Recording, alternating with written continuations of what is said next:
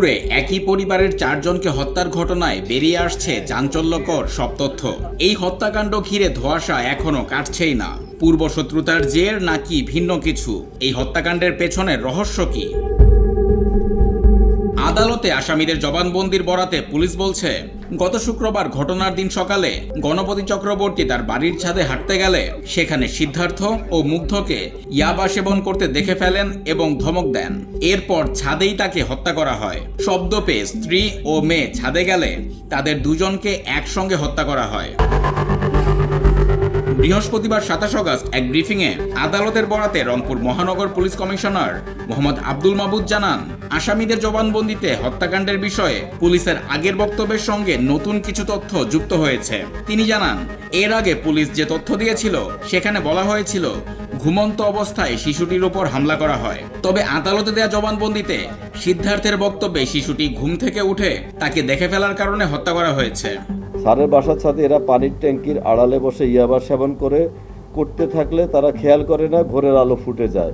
সকালে গণপতি স্যার ছাদে হাঁটতে এসে তাদের দেখে ফেলে ধমক দেয় এবং জোরে জোরে বলে, তোরা এত সকালে এখানে কি করিস? তখন তাদের মাথা কাজ করছিল না। তারা মান সম্মানের ভয়ে গলায় গামছা পেঁচিয়ে মুগ্ধ দাস এবং সিদ্ধার্থ দাস গামছা দিয়ে টান মেরে ফেলে।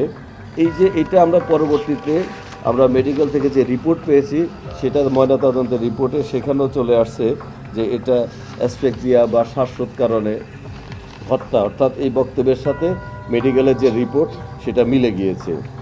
তখন স্যারের দেহ টিন দিয়ে ঢেকে পালিয়ে যাওয়ার সময় সম্ভবত স্যারের স্ত্রী এবং মেয়ে শব্দ শুনে ছাদে চলে আসে।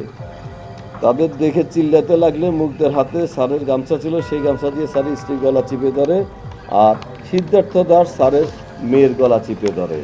তারপর দুজনে স্যারের রুমে ঢুকার পর দেখে বাচ্চাটা ঘুম থেকে উঠছে। বাচ্চাটা সিদ্ধার্থকে দেখে বলে, সিদ্ধার্থ দাদা তুমি এখানে কেন? সেই রুমের পাশেই দেবুদের বাসা ছিল। দেবুদের বাসার কেউ শব্দ শুনে টের পেয়ে যায় কিনা এই ভয়ে বাচ্চাটাকে তারা কাপড় দিয়ে গলা পেঁচিয়ে মেরে ফেলে। হত্যাকাণ্ডের পেছনে আরো 2টি বিষয় পুলিশ খতিয়ে দেখছে বলেও জানান Rangpur metropolitan police commissioner Mohammad Abdul মাবুদ। সংবাদ সম্মেলন শেষে এই হত্যাকাণ্ডের বিষয়ে সাংবাদিকরা নানা প্রশ্ন করতে থাকলেও কোনো উত্তর না দিয়ে সেখান থেকে চলে যান পুলিশ কমিশনার। এর আগে তিনি বলেছিলেন, রাতে শব্দ পেয়ে ছাদে উঠে ইয়াবা সেবন দেখে ফেলায় খুন হন গণপতি। মা ও মেয়েকে একে একে সিঁড়িতে খুন করা হয়েছিল। এরপর মামলার এজাহার, আলামত ও বিদ্যুৎ বিচ্ছিন্ন হওয়া সহ ঘটনাটি ঘিরে নানা আলোচনা সমালোচনার সৃষ্টি হয়।